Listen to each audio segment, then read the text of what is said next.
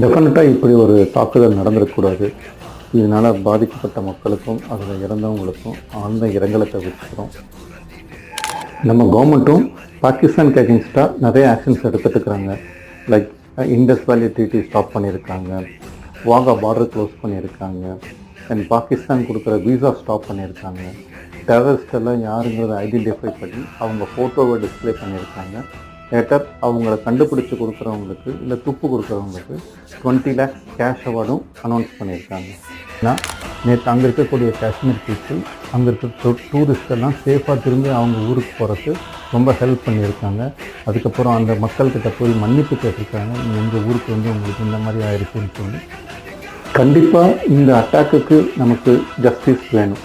ஆனால் அதில் அப்பாவி மக்களும் பொதுமக்களும் பாதிக்கப்படாமல் வேணும். அங்கே எல்லா ஆத்மா சாத்தியடைய தேவனை பார்த்துக்கு.